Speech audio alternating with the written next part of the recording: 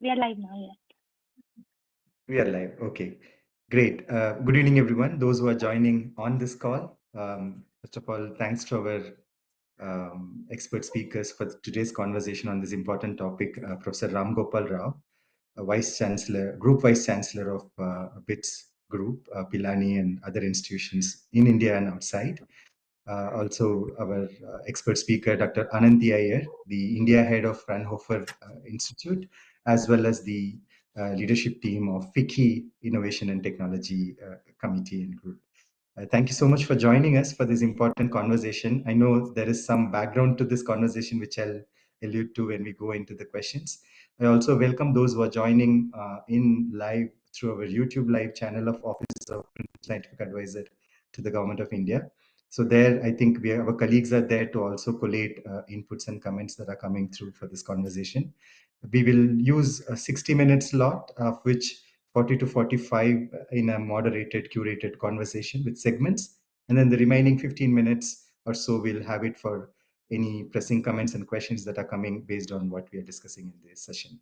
Also, to give a background, the Office of Principal Scientific Advisor to Government of India takes a lot of initiatives in terms of setting policy priorities, missions, and programs. One of which is on research governance and implementation, through which we know there is Anushandhan National Research Foundation.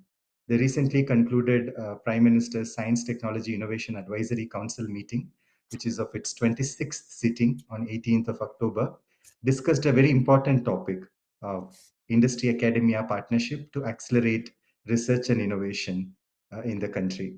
And we had extraordinary discussions. Of course, those are with PMSTAC members and special invitees. Both Professor Ramgopal Rao as well as Dr. Anandi Iyer were key resource persons in that meeting as well. So we thought this conversation here with the largest stakeholder group, which is public facing, would also help us go deeper into some of the points that you raised during that meeting and take some suggestions and then build further onto it. And one of the outputs of this conversation will also feature into Office of PSA's upcoming newsletter, which is again on the theme of industry academia partnership for research and innovation. With this bit of a background, I thank you again. I'll go to the first segment, which is decoding the basics.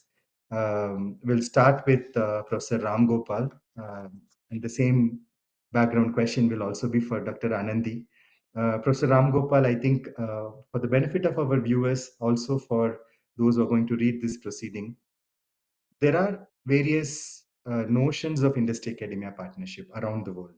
And primarily, people understand industry academia partnership as an infrastructure mode, like for building large scale infrastructure, industry and academia comes together, and public private partnership is seen as an analogy to industry academia partnership. But specific to research and innovation, what are the building blocks and key characteristics of industry academia partnership from your experience? Yeah, I think in any country, getting large amounts of money from industry is always a problem. I think those large grants often come from the government. The facilities get established by the various government sources, and then once you create the facilities, what do you use these facilities for? Whether it is nanotechnology facilities or any other facility, I think that is where industries come in, give the right kind of problem statements, and then you use these facilities created through government funding, and then do work which will be of interest to the industry, and which they can eventually take it forward and commercialize and do all of that. In fact, there have been some very interesting studies done, the scientific studies done by policy researchers in the US, based on a large amount of data. Now, one thing that was very clear was, when government funds academia, what basically happens because of that funding is, it broadens the scope of research. Government funding is often to create platform technologies, blue sky research, and long term kind of solutions to the various issues that exist in the society and all of that. So therefore government funding always has a broader scope, right? And a lot of knowledge generation happens out of the government funding, which goes into open access journals and publications and all of that, and which is accessible to many researchers. It also is known that the government funding produces a lot of high-tech entrepreneurs. Because it is not tied to an industry and all that, and since the university owns the IP with all the government funding, a lot of high-tech entrepreneurs come out of the government funding. That is also a very known fact through the policy studies. And third thing it also does is it provides continuity to the personnel engaged in research, right? Industry funding often tends to be short term and all of that, so you cannot retain high quality manpower in your research centers. Of course faculty salaries come from the universities, but you will also need a lot of research staff, and retaining them will often be a problem with industry funding, which tends to be short term and all of that. But what the government funding also is known to do is retention of these positions for a longer period, and that also is something that is known to happen with government funding. Therefore, the broadening the scope, generation of high quality knowledge base, and production of high tech entrepreneurs, and retention of the research personnel working in these facilities, this is what the government funding is known to do, through those studies. And what does the industry funding do? The industry funding is known to create a transfer of technologies usually to the large organizations. That is what industry funding usually does.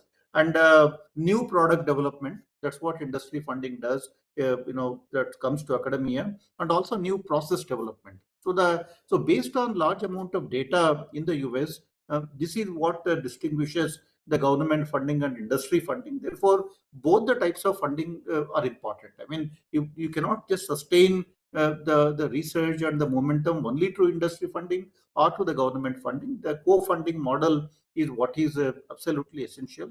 In India, I think that is what is missing.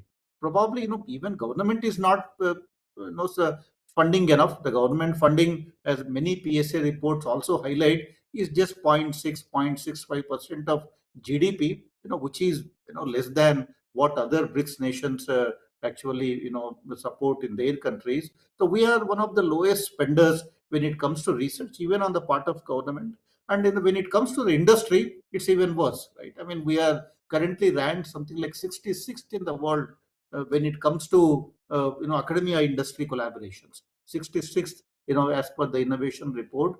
I think that is the big challenge. So therefore, just to put the things in perspective, we need both kinds of funding. Government needs to invest more, and industry needs to come forward and do that, because it creates certain types of knowledge through the industry and government funding. And I think that is what the country needs to do now, and that's the need of the hour. So I think as we move forward, I will discuss many other points in relation to that. So Thank you, Professor Ram. So, the evidence says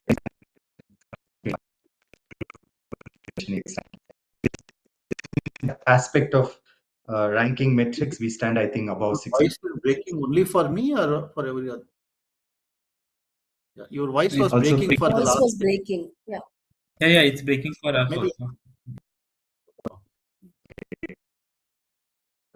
let me come closer to Yeah. Better the now. This is issue. Better now? Okay. So, just on the same question, Dr. Anandi, when it comes to the challenges, of course, we'll go into the details. But when it comes to the characteristics of industry academia partnership, what would make it as a fundamental need for industry academia partnership? Could you, in your introductory remark, touch upon those? Yeah, first of all, Shagun, thank you very much for having me here with such a stalwart like Professor Ramgopal Rao. I'm extremely honored. Thank you for taking up this very important topic, because as the country is moving to the next level of innovation, I think one of the fundamental artifacts of pushing innovation from the lab to the market really lies in the hands of these two entities, right? Now, when you talk to me about these two stakeholders, the first thing that I think all of us know is that innovation doesn't happen in a vacuum. It always happens in a larger context with a number of stakeholders. And these stakeholders are placed in a vacuum with very specific value propositions that they bring to the table. So the academia primarily teaches, it's a center of excellence for academics. So creates knowledge, transfers the knowledge to young people and brings it out of the realm of science.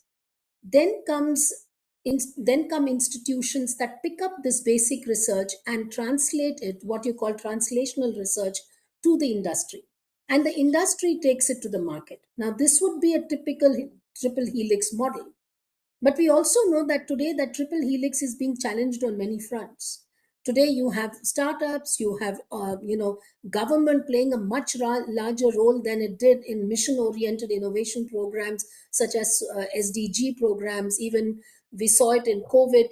So the government has started taking on a much more what you called meta governance kind of role in innovation.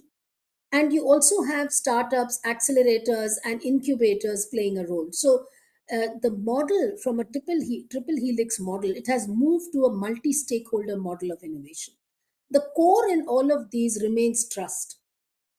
So unless the different actors do not have trust among themselves, to take that invention from the lab to the market becomes a really difficult aspect because it doesn't move along the continuum. The second is, of course, the speed, because industry is interested in something that can be taken speedily to the market. So if it's going to take a long time from the lab to the market, again, we are losing out because you talked about economies that are developing. Developing economies do not have the luxury of waiting. They have to leapfrog innovation. They can't go through the usual curve that Germany and other countries went through. So I think that is the second part. And the seamless innovation ecosystem, where each of these players plays a part at the exact right time, academia bringing in knowledge, government funding basic knowledge to take it to translational knowledge, and industry picking it up and taking it to the market. And don't forget, the user also plays an extremely important role in innovation, as we have seen in sustainable technologies, where they demand certain technologies that are relevant to them. So today, the model is much more complicated, complex, but also carries a lot of value creation along the continuum. So, other than the trust, the seamless innovation ecosystem, I think funding, which Dr. Rao already mentioned, Professor Rao mentioned in great detail, so I won't go into it. I would just like to add one element, that there has to be appropriation of that funding. Funding cannot go into a bottomless pit because money has value. There is a cost to money. So at the end of the day, we have to look at the funding that has been given to various institutions, whether for academic or even to industry in terms of grants, whatever. What is the return on investment? So I'll stop here because we'll have enough opportunities to go into much more detail. Yeah, no, certainly. I think the point that you mentioned about not just the three stakeholders, but also more actors and stakeholders that are coming into this industry academia success models is something that we want to understand more, and we will certainly go into the deep understanding of it.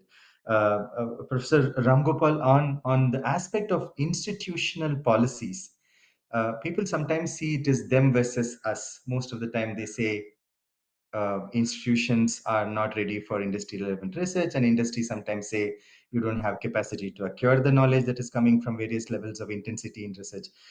You as an institutional leader and institutional builder have shaped institutional policies, be it the policy where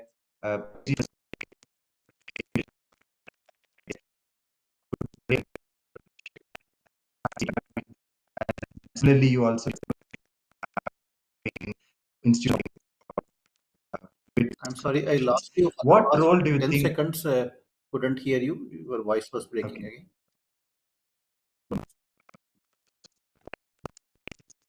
No. Can, Institutional policies.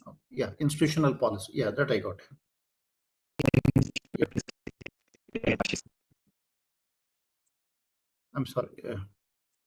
Can you just repeat? I mean, so that uh, I got the institutional I'm policies sorry, part. maybe my internet is. Yeah.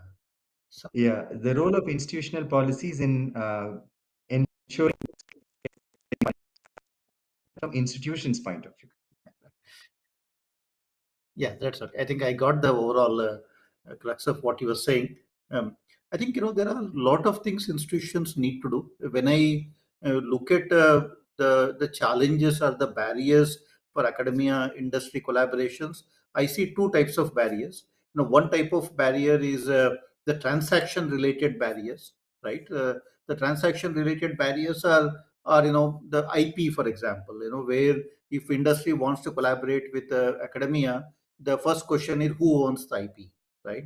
And that is one place where some flexibility is required on both the sides. If industry comes with a with the notion that everything we work now in this will belong to me exclusively, I think very often academic institutions will have challenge with that. And academia also cannot say that just because you have given funding doesn't mean you own everything. I think you need flexible policies, and I take pride in saying that in my 6 years as a director at IIT Delhi, we have never lost any collaborative or collaboration opportunity with any industry because of IP related policies, because we had multiple ways of circumventing the problem. And because each industry is different and their requirements are different, and what prior knowledge they are sharing is also important. And therefore that is one transactional problem.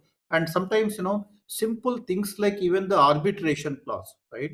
So the one thing which industry academia, when they start collaborating, they say, where in case of a conflict, where would what would be the legal kind of a where would you fight the case kind of a thing. And that arbitration thing, particularly international industry wants it in their country, whereas for India to go to US and fight it out in their courts would be our entire budget of the university. So that we never agreed. And but then if you say India, they have no confidence in the delays and all of that, so they also wouldn't agree to that. So I think these are the kinds of problems. So for just to give you an example, how did we overcome this problem? In every academia industry collaborative project, this comes up. What will be the arbitration country kind of thing? We said, we had a very simple policy. Of course, one way is you choose a neutral country like Singapore or any of those countries. If you are fighting, let's go to a third country and fight each other, right? Or we had another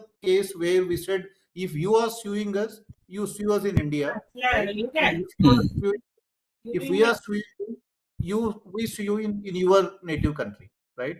So we will come to your country to fight you, you come to our country to fight us. I think some of these kind of flexibilities in terms of IP policies, in terms of conflict resolution, these are very important. These are all what I call the transaction related sort of issues. And the other kinds of problems you see are the orientation related problems. When it comes to orientation related problems, the timelines, faculty members, everything works as per the timelines of a PhD student. Because our major,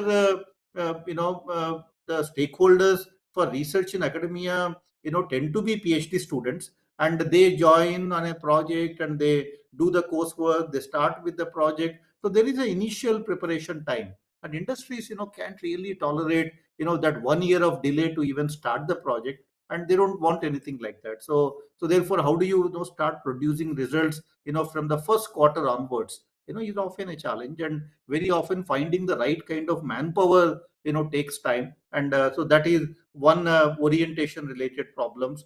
And the nature of research, how do you use the outcomes, where academia basically survives on publicizing things, right? If I have done something great, I want the whole world to know. And you want to publish that work in the best venues, have maximum visibility. But industry may not want anything like that. So industry would want it to be closed, would want to use it exclusive, would want to use that knowledge, and all of that. I think sometimes that also creates a problem on how you want to use that research. So I think there are these transaction problems, orientation problems. So how do you overcome that? I think these can be overcome only through the constant engagement, right? Initially it is going to be a problem. The first time it's going to be a challenge. But I think if academia industry take a long term view, start working small, on smaller projects, and develop the trust, that is what is very important. And then slowly, once you build that relationship,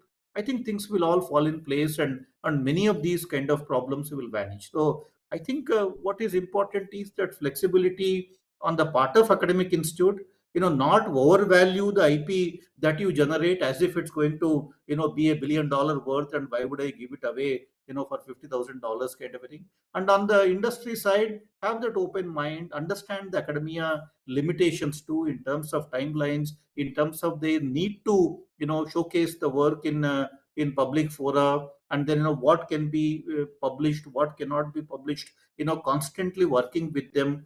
I think these are the things that are required in the initial phase. And once you build that trust, like I said, things will take off. And I have worked with on industry projects continuously for 20 years with the same kind of industries. Some of them are, very well known multinational industries. Initially, there were issues, but over a period of time, I think it was also easy, and it was as good as working for any, government kind of a project, and without any, bureaucratic kind of thing. So once industry wants to work with you, sometimes even they write the proposal and they give you the money. You don't even have to write a proposal. You discuss on phone what you both will do. They will prepare the SOP, and then, everything comes to you, and you start working. I think that flexibility, that freedom, that fun of working with the industry is a different level, I think. But we need to build that trust, and we need to overcome these barriers, whether it is transaction or orientation related.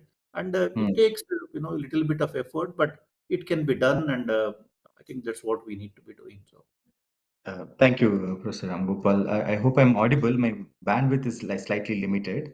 Dr. Anandi, am I audible to you? now it's okay. Yes, now you are. Yeah.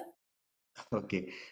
So before we move to the next segment, I think taking lead from the mirror side of what Professor Ramgopal said, which is the role of institutional policies, also is applicable to the industrial sector. And you are placed in a very interesting interface where there is industry engagement, but through an accelerating institution like Fraunhofer. So, what do you describe as the role of these central facilitating catalytic institution if it is to fit into Indian innovation ecosystem? Yeah, that's actually a very good question, because this is exactly what's missing in India, right? We have centers of academic excellence and outstanding fundamental research coming out of India. But we lack the institutions that can accelerate research to market. And this is not because of any lack of judgment or knowledge. It's just an evolving mechanism. After all, even the Fraunhofer in Germany or the Catapult in UK, they evolved over a certain number of years. The Fraunhofer is 75 years this year. So we have to understand the context we are placed in. We came out of 1991 with, before 1991, we were a very closed economy. 1991, we globalized, but we started with art to part kind of innovation where the foreign OEMs and other clients gave us a certain task and we produced on their behalf and sold it right back to them with a buyback guarantee. So our journey on innovation came in with a lot of protectionism, a lot of guarantees. So there is, even though we are very entrepreneurial in nature, our understanding of innovation is something that is quick, where you can in-license technologies and where you can green them, or you can quickly get a return on your investment, like take it to market. Now, institutions like Fraunhofer work on a very different model. What they do is that they are very closely linked into the entire ecosystem, where the professor of a university is also 50% head of the Fraunhofer. Therefore, he's linked to the university. And we take the research from the lab with the students, the faculty, everything to the industry and are able to translate it into a product or a process. So, taking it to a very high technology readiness level. And we have about 600 patents a year. That means for every working day, we produce 2 patents, and we generate all over 3 billion euros, out of which 70% comes from the industry. So the bottom line is, we only do research that is demand driven. Unless a client at the end of the pipe, it could be industry, it could be government, it could be public sector, we do not see the color of the client. For us, it's important that the client tells us, this is my technology ask, what can you do for me? And based on the knowledge that has been generated, we develop concrete results for the industry. Now, when you have 100% funded organization, it is natural that they do not have the hunger to work with someone who's going to be demanding, because they are covered. But if you have to generate 70% of your income by working with industry which is demanding, which has a very clear understanding what they want, and it is milestone based. So it's not something that you produce a paper in over 7 years or 5 years or 3 years, as the case may be, but you have to deliver results in a very clearly arranged period of time, and you have to deliver the research result in such a way that a product or a process, a new product or a new process can be created, which a gives the industry access to markets, it creates profits, and ultimately the nation benefits from it also. So we are looking at a set of institutions in these countries, in the developed countries, where they are very critical accelerators of technology. In India, we do not have this as of now. We do have some institutions like the CSIR, and we have also now increasingly, academic institutions like the BITS who have carved out certain aspects to do this. But in my view, I would like to submit that we need something called transfer technology transfer outfits that are aligned to the academic institutions, because it's unfair to expect a professor or an academician to be sakala guna sampanna, as we say in Sanskrit. He should be an academic, he should be an industry person, he should understand how to take research to market. It's too much to ask of one individual or one personality. So if you have a technology transfer outfit that is equipped with industry professional, management professionals, IP experts, that will help the academia to develop those patents that have been generated by them, even if they are at technology levels of 2, 3, 4, to bring it into this outfit, understand what the industry wants, get into regular dialogue with the industry, find out their technology asks, and then use these patents to develop products or processes for them. So I think these kind of accelerator institutions are extremely critical for India today as we move into the next phase of innovation. Thank you. Thank you so much. I think this is one key message we really wanted to also bring out, because the research management practices also, on the other hand, and research administrative practices were also kind of neglected for a very long time when it comes to auxiliary. Even the word auxiliary is not justified here, but to support the research output ecosystem to take the output to a transferable level and to help them facilitate it, right? I think that's where these institutions, in your language, as you said, it's not triplex, it's not a triple helix, it's quadruple, it's even more than quadruple at times, right? And now I'm going to go a little bit overstretch in terms of a question. So the technology readiness level, as we know, it's just a measurement scale, and people having questions about industry academia will only work above TRL 4 or 5 because industry is not ready to wait for a very long time on curiosity driven. However, the global example, some of them in advanced economies and knowledge economies, we see even curiosity driven research coming up with disruptive science driven innovations have been supported by industry. So when it comes to supporting early stage of TRL also with industry partnership, what is your take? Will that work in India? Is there anything that we can think of which will certainly work if we do those things? Maybe I'll begin with Professor Ramgopal on that. Yeah, I think it's all possible. Depends on the nature of industry. For example, big corporates, right? I mean, I worked with big corporates on my research projects. I think the way they look at academic collaborations is they are not engaging with academia. If you talk about Intel or IBM or Google, Microsoft, these guys are ahead of industry, ahead of academia in certain areas, right? They have best people, best facilities, best resources. They don't need to work with academia on their tomorrow's problem. Something which is 1 year down the line, they have already solved it. I think they have already figured it out. Even 2 years they can do.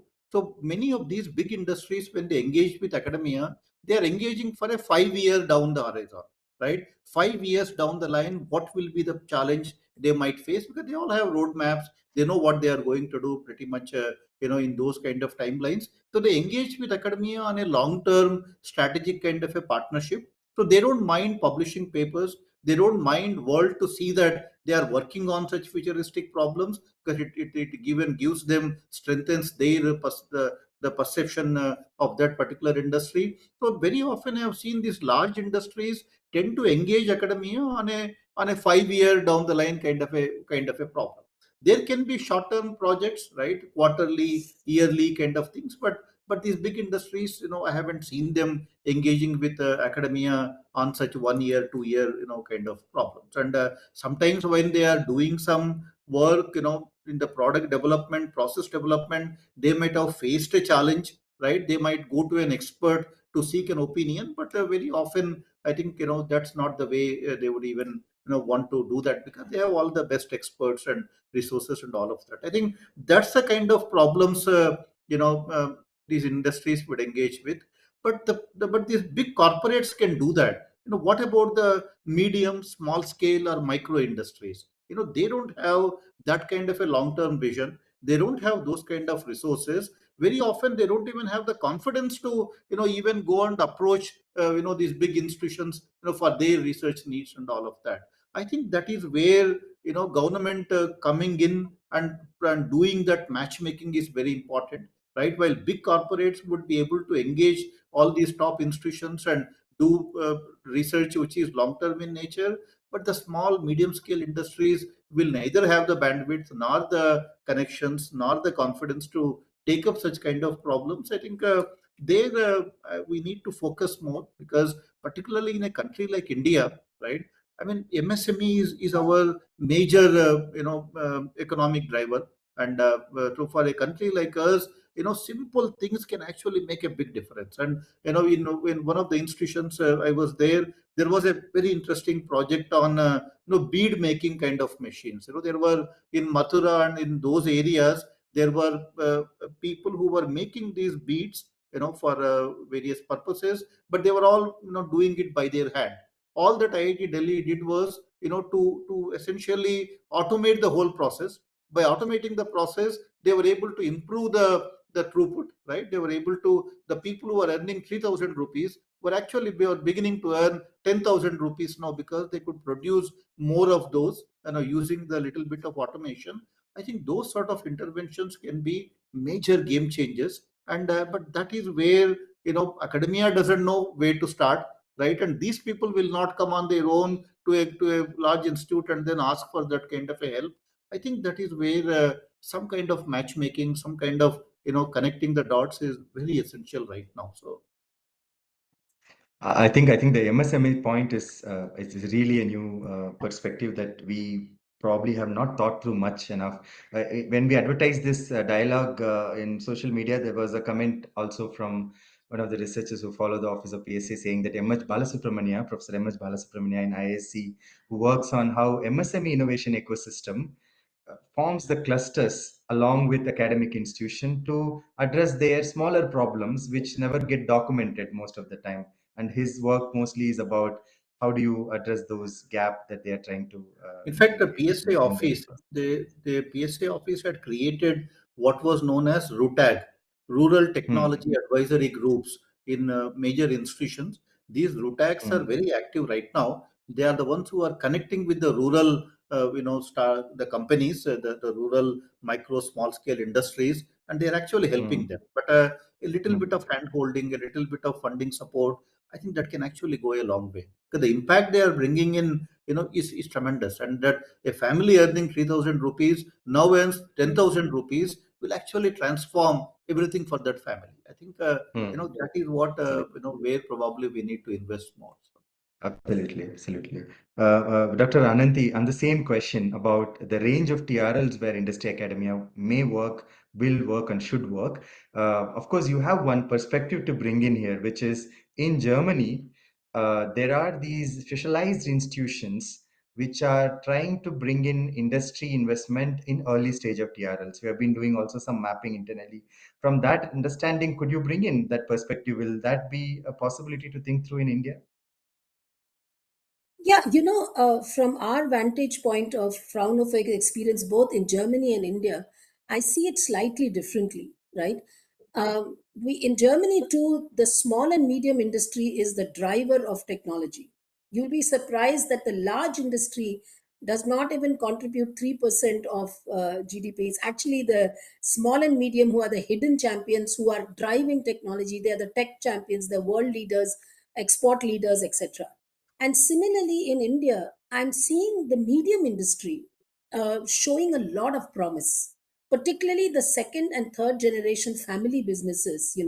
The young people are launching into new economy areas, new technology areas. For example, if an automotive company was doing components, in the old brick and mortar fashion, the young Turk, if I may use that expression, is more interested in EV rather than the old. And he's talking to us, how can I use my existing machinery to produce?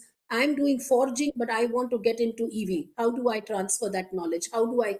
So I'm seeing this happening a lot in India. I would also be very careful to club MSME into one category. They have very different requirements, they have very different wherewithal, and they also have, a hunger for technology, which large companies may not have. And they may be willing to look at a slightly longer gestation period of taking research to market, because they already are very nimble, and they can move faster, unlike larger companies. So my experience in India, and we've been working here 16 years, generating almost 7 to 8 million euros a year in contract research only with Indian companies. Our experience is that the large ones are interesting, they take longer, they have very strong demands. The medium industry is smarter, nimbler, and more hungry for technology. Now, coming Yeah. to, at what Mm. levels of technology readiness, again, I would say that, like Professor Rao said, early stage for large companies, it only helps if they are part of a cluster or a mission program, where Mm. it is what is called pre-competitive research. So the government comes with a certain funding and a statement and says smart cities is important, or semiconductors is important for the nation, puts a call, gets all stakeholders to the table, and industry plays an important part because it's going to drive it later to the market. But in Mm. the first phase, it's the academia and other partners who have the brunt of work to do. Government funds the Mm. initial part, which is high risk, and then over a period of Mm. time, the funding moves to the industry, where they see that the results are closer to what they want, and they're coming with funding. So that Mm. early stage partnership, the industry is a silent observer, is there, is giving technology challenges, is giving technology inputs, but moves in only when the technology readiness is a little higher, because they see the return of investment, because for industry, survival is important. That's the most Mm. important thing. So That's innovation. a perspective that we should Correct. understand before we go So they into will the other. not come in for charity. I mean, they may do something Mm. for, say, you have put in a mandatory requirement that as corporate sustainable, CSR, you have to give something. Then, they will just Mm. give something and move back. But that's not what we want. We want engagement with the Mm. industry. We want their skin in the Mm. game. And I think for that, Mm. they have to come with their asks. And we have to Mm. understand what is it that they need. And once that Mm. happens, and that's what Fraunhofer does, like I said, we are extremely demand driven. And we work with, Yeah. we do about 10,000 projects a year. So it's obvious that it can't only be the large company. We work with medium, we work with small. And for the smaller ones, there is a cluster approach. And for the larger ones, there's proprietary research. And for mission Mm. oriented projects, there's pre competitive research funded by public sector, state, federal government. And then you see, Mm. where each stakeholder adds to the value Mm. creation. Yes, I think you touched on the next segment that anyway, so I'm going to start with you with that same part where you said where government can actually play a role, Yeah. right? And where exactly the government incentives will make a difference. Otherwise, there were other forms of incentives that have been in place in government of India system at least for 30, 40 years, that 200 percentage, 200 percentage tax credit reduction and all of those. But whether that really worked or not is an assessment for departments to do. But at the same time, where does really government incentive make a difference when it comes to industry and academia coming together? So from that point of view, could you also go a little deeper into the differences of models that you just touched upon, even for Fraunhofer as a pilot example for us? You work on 10,000 projects in a year, you large companies, one company per project, and smaller ones like clusters and consortiums together. So what type of government's incentives work in different types of model? If you could take 60 seconds to talk about that. So, one is, like I talked to you, mission oriented project, where the government feels that this is a area where the country needs to put a lot of effort in, and we have an opportunity. It is tied to the strategic growth of the country. It is tied to economic growth of the country, employment.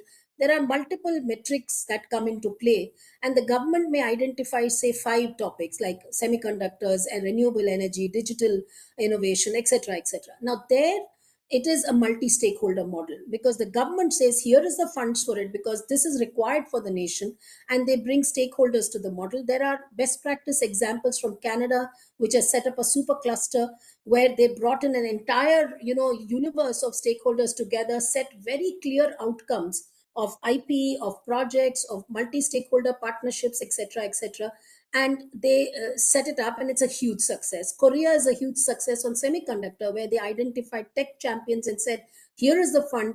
In 5 years, Korea should not have to import semiconductors. It was a huge success. Now, can it happen in India? I think we have to look at our context. Our industry brings in less than 0.2% of GDP into R&D.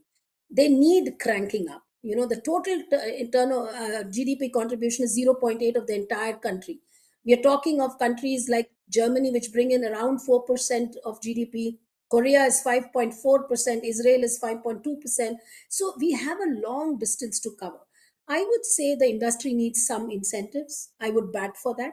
I would say, but it should be a wave where the government comes in with initial funding, but over a period of time, there is a reduction of government funding and increase of the industry funding.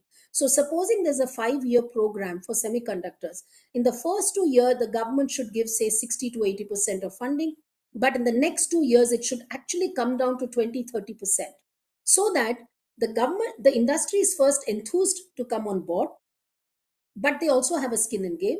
But later on, the government can withdraw and say, in a reducing contribution, they are able to bring the industry and put the onus on the industry. One thing which I really find sad in India is that industry does not get grants on high risk projects from the government like every other country does, right? So the valley of death is well known. If the government does not give funding, and I would also request the government to consider purchasing the products and processes of these high risk, because at the end of the day, the industry also needs somebody to buy these products. So at least if the government can say, okay, I fund you to 30% and I assure you buyback of about 20 to 30%, then the industry has an incentive. Tax incentives are great or whatever, but I would also look at R&D checks and vouchers, where when they produce certain outcome, the government buys back some of that outcome, so that there is a demand for those products and processes. And that's really what the industry needs. And this happens in Germany as well. So when Yeah. Fraunhofer is on board with the government to develop a EV map or a Mm. solar map, the energy transition is big in Germany. Government Mm. is one of the biggest buyer of that produce. Yeah, absolutely. No, I think the incentives that you listed out for the different set of models that you've been talked about, of course, it's not an exhaustive list because of paucity of time, but the direct industry funding as a key point, and the procurement policies, how to take that return in terms of making industry engaged in that innovation, which is of high risk in nature, right? And the risk averseness aspect is not only limited to industrial ecosystem, but also to academic ecosystem. Yeah. So from that point of view, I think Professor Ramgopal, when it comes to government playing a role in industry academia partnership for research and innovation, particularly from the point of view of high research and high impact activity, what exactly you think will have to be done from the government side? Otherwise, just praying and waiting for something to happen has been the case. So, what is your insights on those?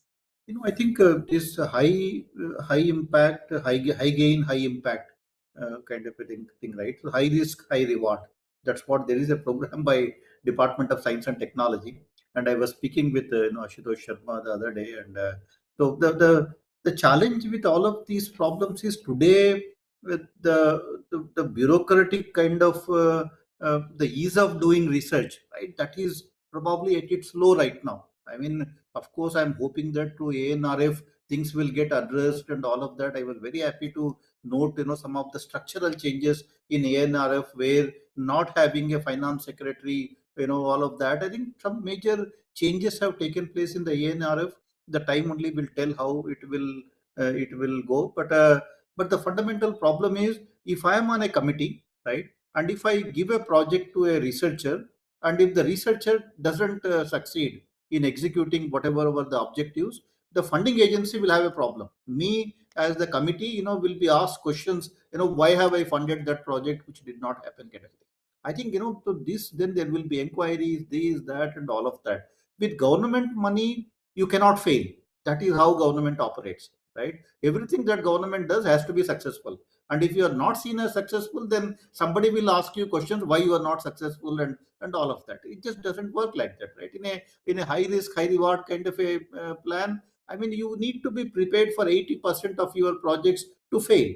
And that is currently a complete no-no, in the Indian government kind of a setup right now. So I think that is one thing that needs to change. And I think we need to start funding projects where you need to measure the success by the number of failures, right? I think, and also, that, currently is what is required. And also the failure need not be a long I mean, that you work for 5 years and say that it hasn't worked, right? The early failures are very important in research. And how do you know, the failure has been early or late, kind of a thing? The proper review mechanism. And the government projects also suffer from the review. You get the funding, and the review will happen after 2 years, when somebody has a time and all of that, and that review also 5 minutes, 10 minutes, and not much of a review happens in any of the government projects. What is therefore important is you fund large number of these projects, and you review them on a very regular kind of a basis, quarterly, half yearly. And when you know that what you proposed as a high risk project, it's not actually going the way you thought it would go, you need to be willing to close that project at that point in time. And that doesn't happen in the government system, and that often creates a problem. I think a proper review and measuring the success of these high risk, high reward projects on the number of failures, not on the number of successes. Because if everything is succeeding, you haven't even tried enough. You are not even thinking big. And I think that is currently the problem. You look at, show me one government project where the minimum, or where the evaluation was less than satisfactory. You would not find it, right? If somebody gives satisfactory, it means it is very bad, but it has to be still called satisfactory, because if you don't do that, then somebody will come after you, right?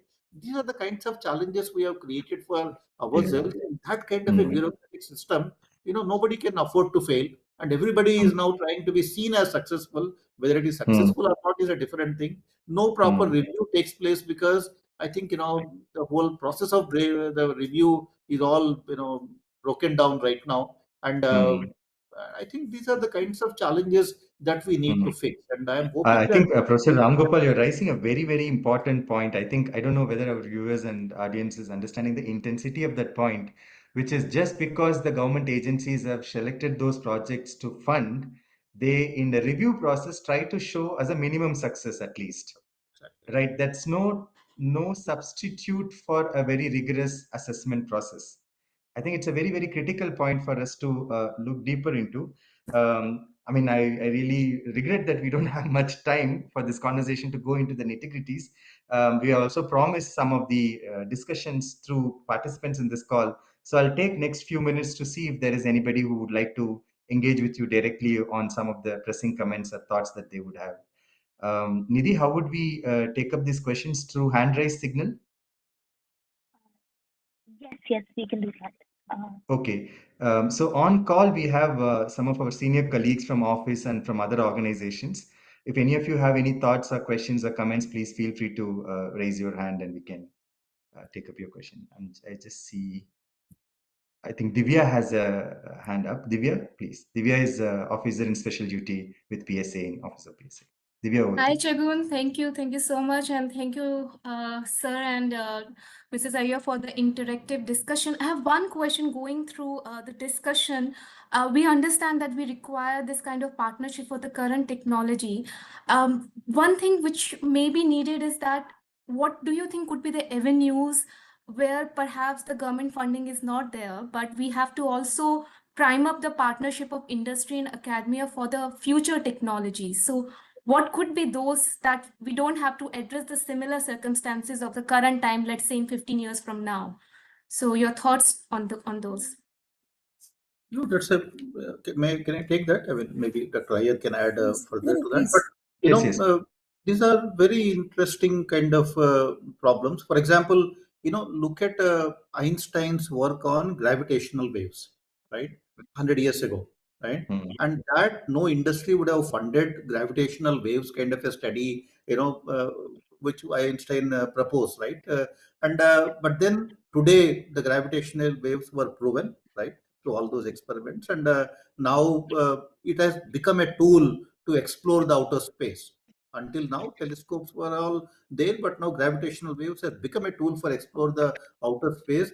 Who would have thought that gravitational waves will have applied research, applied, kind of a application somewhere, right? Take the case of Mm. quantum. Anybody who talked about quantum, we thought it all abstract and not making sense kind of thing. Now everybody is talking of quantum. So therefore, the timelines can vary, and what everything starts as a basic research. Now, at that exploratory blue sky kind of a research, an industry may not, be very willing to, join hands with that. That's where government will fund it for 10 years, 20 years, and then, slowly, slowly, some signs start to happen that, there might be some applications kind of a thing. That is when at least the large corporates would jump in, right? IBM, all of these companies have been investing in quantum for such a long time because they saw some, light at the end of the tunnel much earlier than others. So they did not give up on that research. They were working with academia. They were also silently doing something. And when things became big, they are now the leading players kind of thing. Therefore, it all matters, when government would get in much earlier, right? And then the industry would join midway. And then when industry joins, then they would put in the resources. They would bring the direction to the research. The industry problems often are, like solutions looking for a problem, right? I mean, rather the solution to a problem. You have a problem, now you want to address that problem to a solution.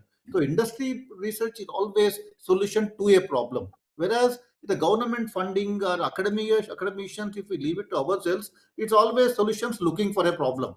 I am doing research, I am finding solutions, then I would figure out where I would be able to apply my solution to an existing problem and see what impact I can make. So therefore, I think they will enter at different stages, but government needs to continue to fund long-term research, without having to expect anything in the immediate return, because all science would become technology one day. Look at mobile phone. Recently, I wrote an article in the Times of India. There are at least a dozen Nobel prizes which went into building a mobile phone, right? But those, who would have thought that those Nobel prizes are adding to a mobile phone? Mobile phone is a deep applied technology. Nobel prizes are given to fundamental sciences, but there is that kind of a connection that exists today. So government starts all long-term research, industry joins midway, and then takes it to the fruition at some point in time.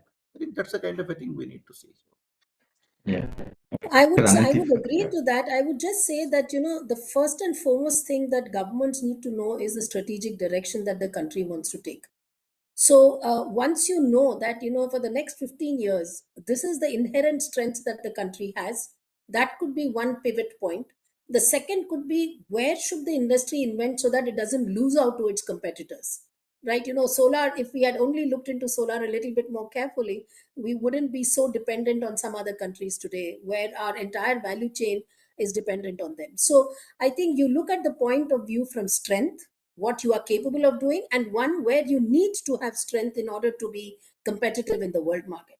And between those two buckets is where the government needs to start to put a framework in place. So the funding that goes to academic institutions should really be focused towards these largely. Of course, they should have other funding, because you cannot always decide what's going to happen in future.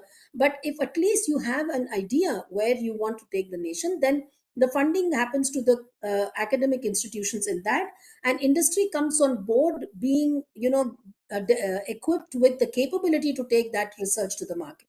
So it is really, like I said earlier, it's a continuum where all stakeholders need to work in a very aligned and seamless manner, so that the movement of research to market happens seamlessly and at the fastest pace. And that it requires a lot of machination. It requires the government to come in with funding where it is needed, with infrastructure where it's needed. And I think the best example we can give is COVID. In such a short time, with government funding, support, and even innovative financing, because some of it you cannot wait for the bureaucratic rules to fall in place. You just have, and innovation does not see these kind of Bureaucracy is the worst thing you can do to innovation.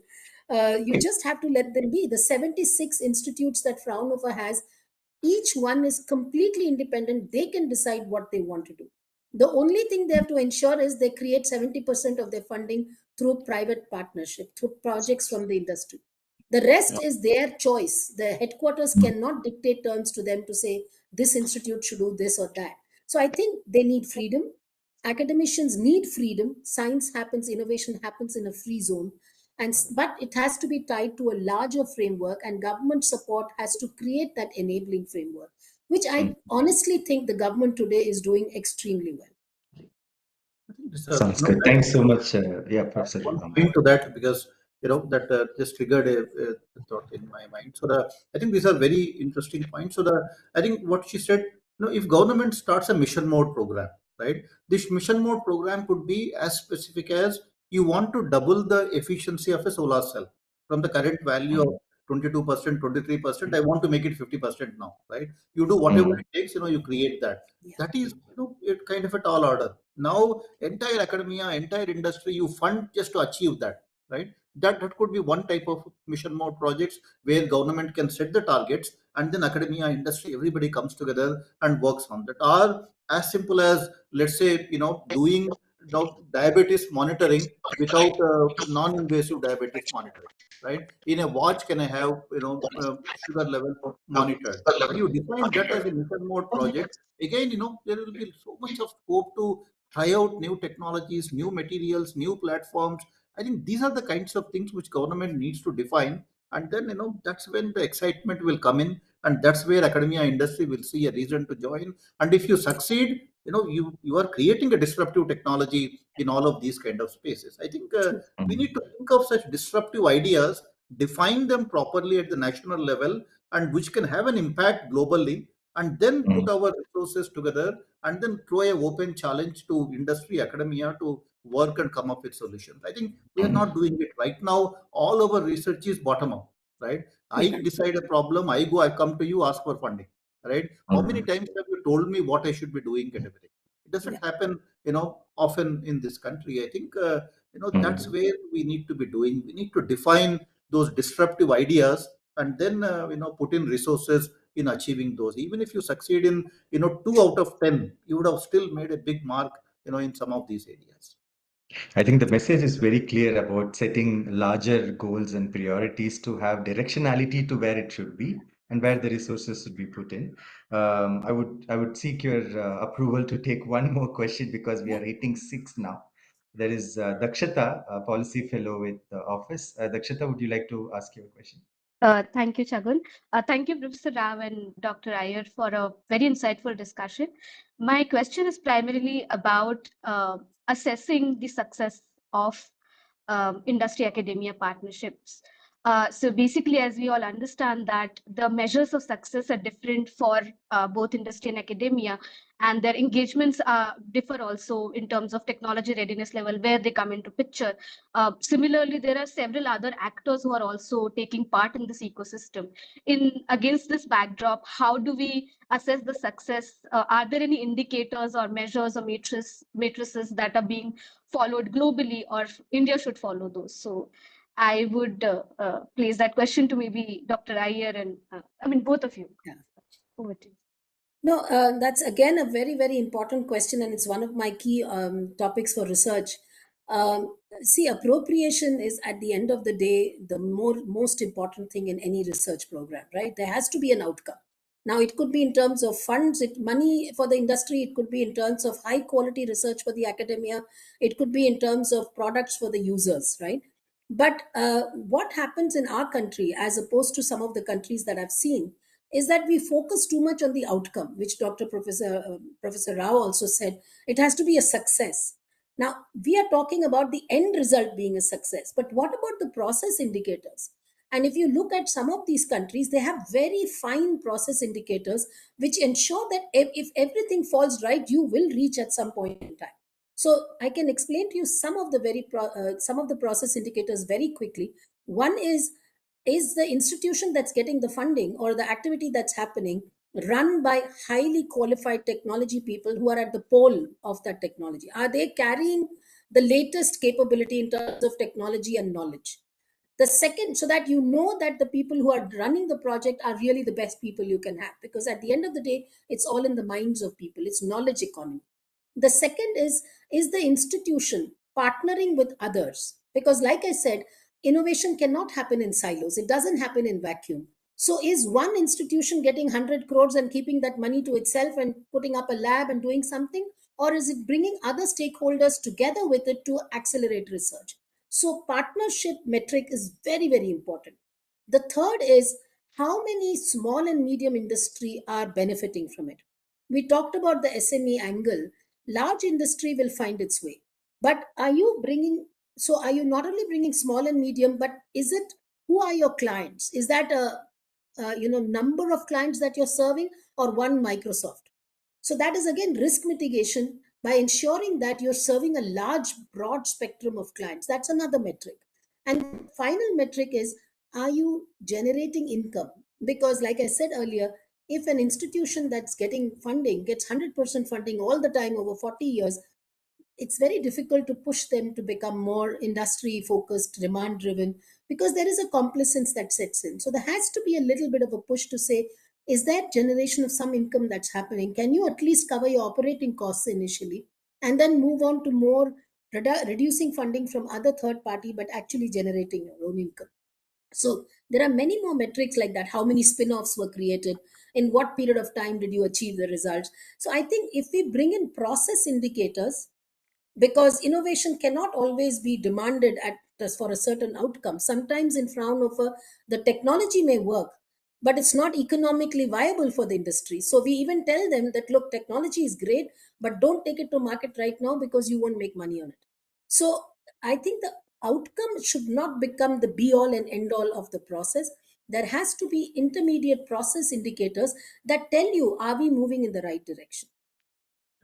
I would only add Absolutely. to Yeah, that. Professor Rao. Yeah. Yeah, I think where industry is funding, industries are not going to be kind, right? I mean, why would I give you money if I'm an industry if I don't see anything coming out of that project? I mean, even if I give you for 1 year, hoping that something will come out, I would remove that funding after a year when nothing is happening. So industries are not very kind.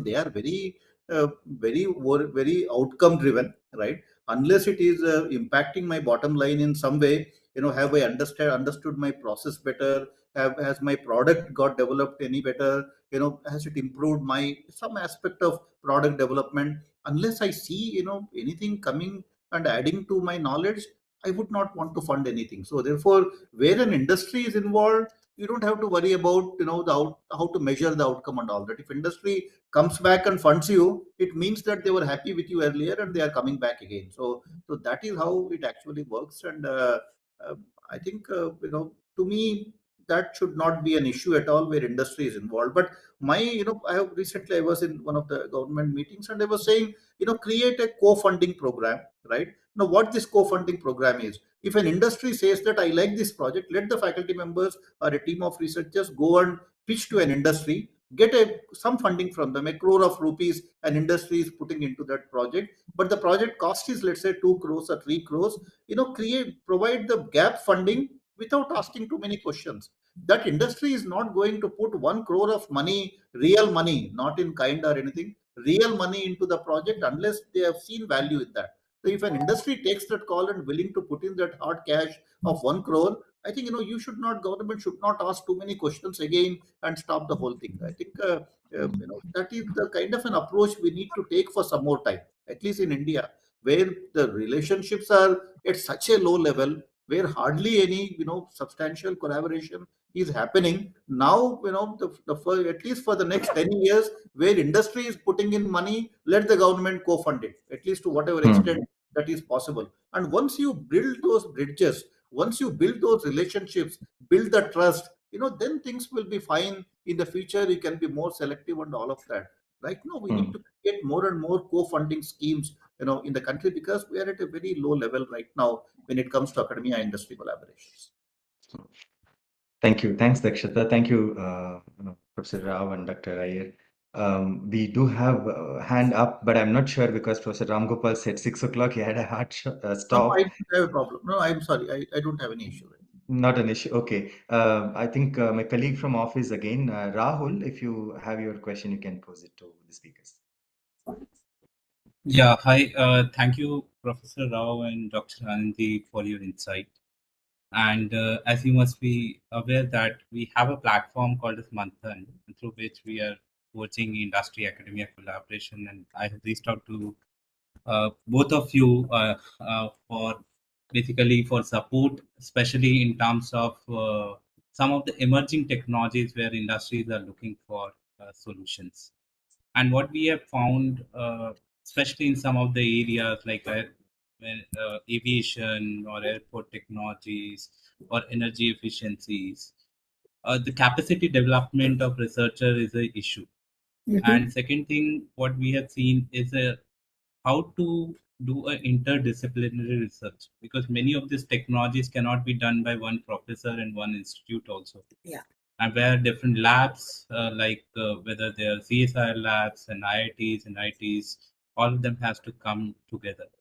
We are using this approach also by bringing 2-3 people together from different labs and trying to bring out the solution. But still, I feel, especially in the case of emerging technologies, we are facing this challenge. So how do you suggest this kind of, one is the interdisciplinary research, second is the pace by which the industry need the solution because they are losing the market and they really have to go to the market, and the pace of our institutes are not matching to it. So how do you suggest from your experience that we can improve on this area?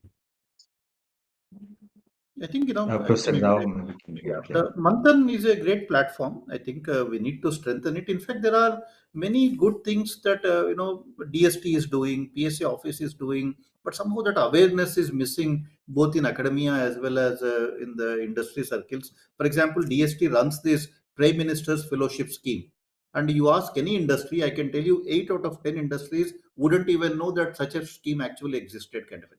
Yeah. And where you can have a PhD student, where you co-fund a PhD student, the student works on the industry problem, there can be an industry mentor, the PhD student can go and spend a year or two in that industry working with them.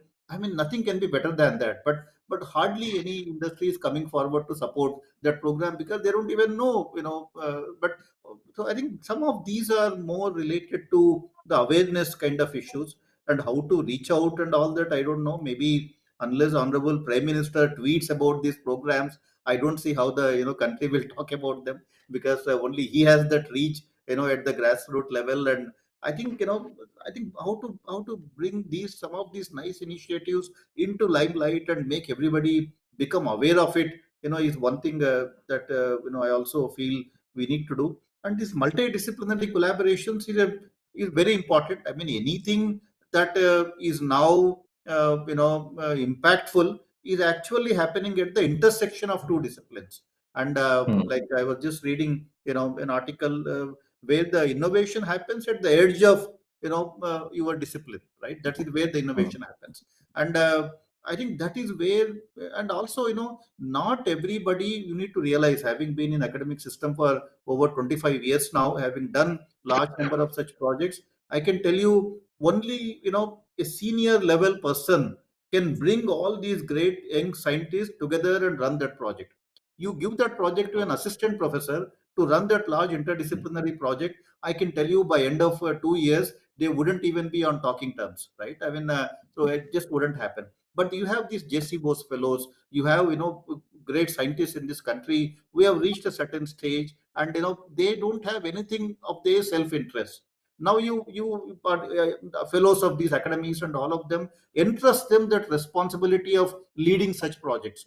They would know pretty much the entire academic community. They can put a team together, and because they are now driving it in a selfless kind of a fashion, so there won't be those self interests involved. And I think some of these structures we need to create. We need to use the senior fellows, whether it is Jesse Bose fellow or fellows of multiple academies and all of these people, to actually drive such multidisciplinary projects, bring the best people across the institutions, disciplines together, with a very goal oriented kind of a problem.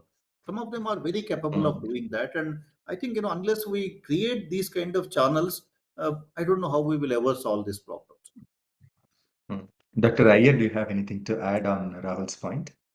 No, I think I'm a firm believer in platform technologies, but for R&D, they need to be closed door platforms. So you will have to actually divide the platform into two or three elements. One is the awareness and marketing, what Professor Rao talked about, which can be very open and it can really bring on the stakeholders who. There should be a lot of publication around the government programs for R&D. So this mission innovation has to be out there in the public domain. All the activities that the government is doing, including from schools onwards, right? Not just industry. But the second thing is, if you are trying, Rahul talked about bringing, emerging technologies, industry and academia together. You have to understand it's a very proprietary area.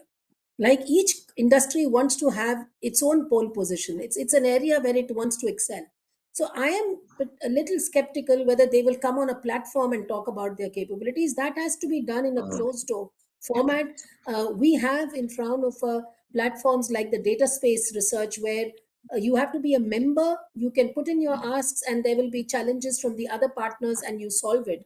And these are like common dominator technologies, not proprietary technologies. So you build, and this is one element I would like to bring into the discussion which could not come earlier.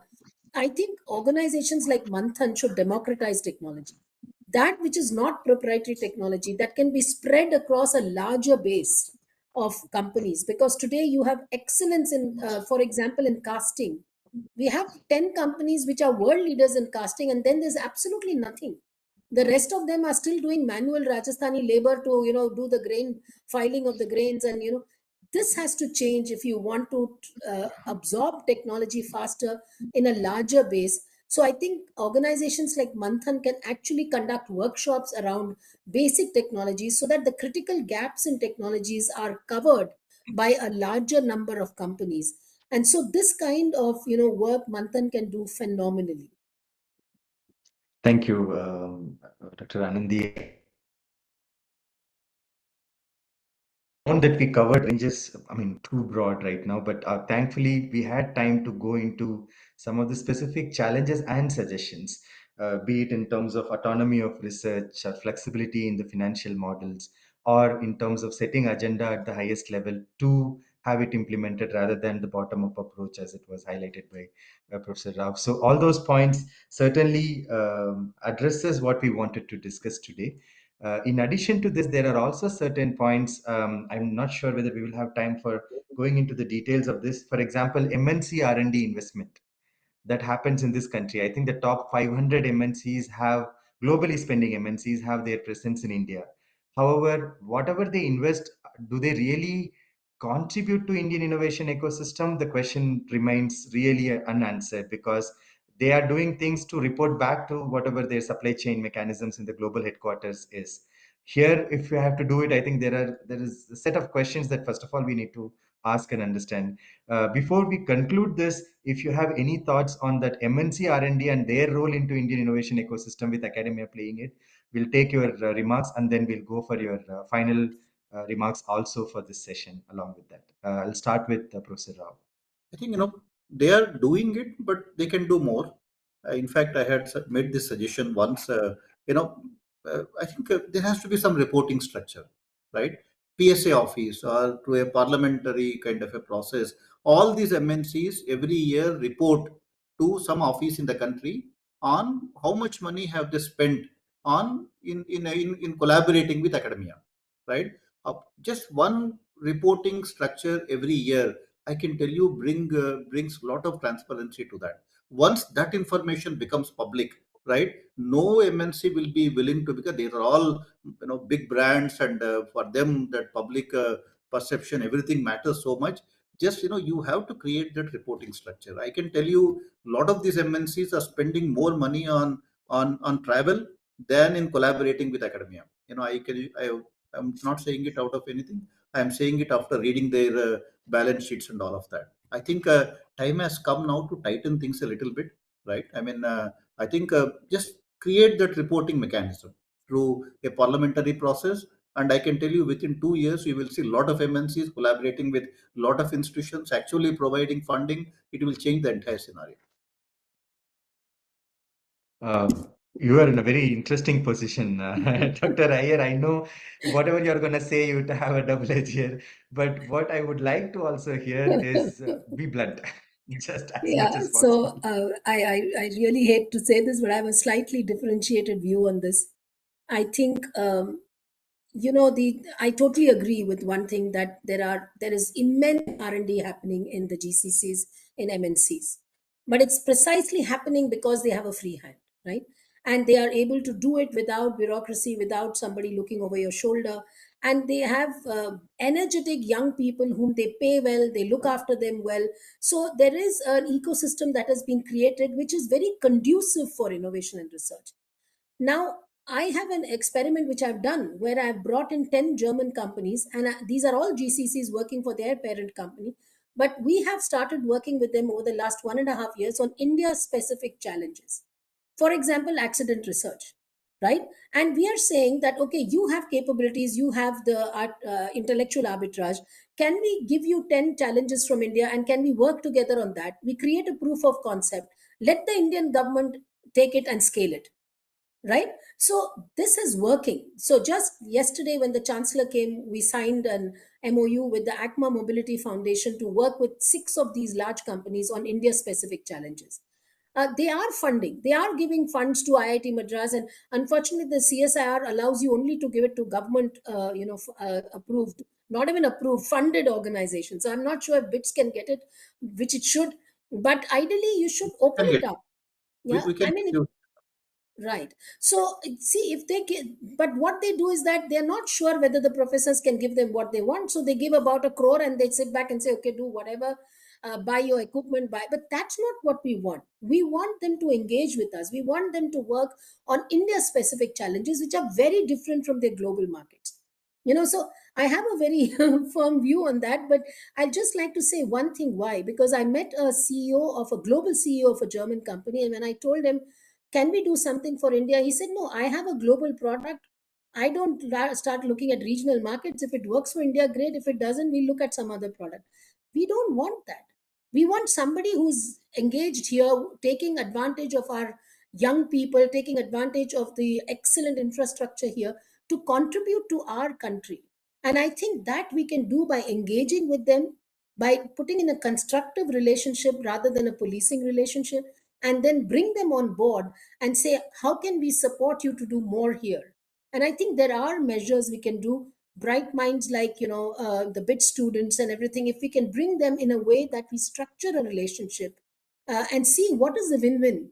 Everybody needs something out of a relationship, right? I think we should look at those kind of formats. In fact, just to add to that, we should do what Dr. Iyer is suggesting. And but you Mm, will start seeing results maybe 10 years, 20 years down the horizon. Do what we both are mm, suggesting, that just, I'm not even saying mm, policy, just reporting structure, right? They report to mm. PSA office how much they have invested in Our R&D. intention is not to pit you against. I can tell you, achieve in 20 years, you will achieve in 2 years. Sir. You Yes, don't no, even take certainly. When any you action, said reporting, I think just what you also information. meant, Professor, is about the volunteer announcement of how much they are doing, how much they are engaging. Yeah. And Information. I know that what happens to voluntary information. Let's leave it Public there. information. So how much a certain company has invested in collaborating with academic institutions in India. That's it. And you don't take any action. You don't do nothing. You just have a clear reporting mechanism. That's it. And then do, of course, all that Dr. Iyer is saying, because they're all very important things. Yeah. No, on a very serious concluding note on this specific subtopic, the innovation measurement in the country right now, and there are global standards, measurement plays a key role in how evidence is infused into our decision-making process, right? I think even innovation measurement itself is a challenge right now. I think the data points that we know, industrial R&D statistics currently is not an annual exercise or even biannual exercise. So there are, I think, some technical procedural aspects also for us to take care. Unless we know where we stand without measuring what we know that in the ecosystem, we wouldn't be able to make targeted interventions, right? So that's also one of the key points we are seriously considering. There are initiatives on improving the benchmark standards of innovation measurement, and ensuring the reportability of industrial research and innovation through a channel where even the industry players are comfortable, right? Sometimes they feel uncomfortable about reporting because of tax related in-out papers that they have to declare to MCA and others. So how do we de-link it at least in a way that it helps innovation ecosystem? So those are also some serious points that we are considering. On a final concluding note, again, Professor Ramgopal and then Dr. Iyer, if you take 30 seconds to say, okay, here is one message from me, seeing this ecosystem as an India ecosystem of research and innovation, this is what has to happen. What would that be in 30 seconds for you as a concluding remark? I think government has a role to play in all of this. Government's role needs to be incentivize such collaborations and and even promote some of these and facilitate some of these. I think that role government has to play, and also create institutions in between academia industry. I think as part of this process we have these over 50 CSIR labs. Give them one of the additional responsibilities of bringing academia industry together. Otherwise CSIR labs are doing research from basic to applied and everything. Let each CSIR lab in its region, right, look at the innovation or research happening in academic institutions surrounding that lab, right, and connect that research with the industry kind of a research. Let the CSIR labs become those intermediate kind of agencies. Overall, eventually I would like them to become like Fraunhofer institutes, right? But I think to start with, give them as one of the mandates, that connecting academic institutions to industries too. And I think maybe over a period of time they might actually do that. Otherwise CSIR labs are more inward looking, right? Most of their funding goes towards their own research, their own funding, and they are competing with academia in terms of publications, and many CSIR labs are even coming to DST for funding and all of that. So they have turned into Extramural funding, another yeah. university kind of a thing. But that's not the purpose of Mm. CSIR. Therefore, CSIR needs to play a role between academia and industry, bridging that gap that Mm. exists. I think over a period of time, if we can do that, I think it will do great things for the country. Thank you for that message, Professor Ramgopal Rao. Dr. Anandi Iyer, your concluding message. What is that one thing that you would want to send as a message? I think we need more partnership in this country. We need to work together. We are all silos of excellence and we have our aim, but we don't, 2 plus 2 is not making 22, and that's where we need to get. Because and as long as we work as individuals and individual institutions, we have to put our egos, the institutional ego aside. We have to kind of look at the strategic direction, because I really think India is at an inflection point today. We have everything that it can take for us to become a major superpower. The only thing that's holding us back is our own, shortcomings, where we don't partner with, I mean, in Germany, if you bring up a project, you will have an OEM working with 40 supply chain partners. Here, I have had a situation where Dr. Chidambaram initiated a project and we had under card and we couldn't even get the supply chain together to work with OEM. And who's losing? So I think this is a Mm. time for partnership. This is a time for moving together forward. And I think this Mm. we should not really let go of this opportunity to bring India where it really belongs. Absolutely. Thank you so much for that key message. And with that, and also a very positive week of celebrations and festivity, I wish all of you and also the speakers, participants, colleagues who joined this call and also on YouTube, very happy Deepavali. And we will continue this conversation and we'll take these insights and so make a proceeding out of our newsletter. Please have a watch on the newsletter release and we will ensure that these proceedings and key messages that came out would be reflected in this right spirit, so larger set of stakeholders get to read them and start implementing on them, and those recommendations will also feed into the activities of the NRF and Office of PSA and other such initiatives that are within the Government of India With Deepavali. for these partnership activities. Yeah. Shubh Thank, Deepavali to Thank you so everybody, much. and thank you so much for having me. Thank thank you, you. Professor Rao. It was wonderful Thank you talking so with much. you. Thank you. Thank you. Thank you. Pleasure. Thank you. Bye bye.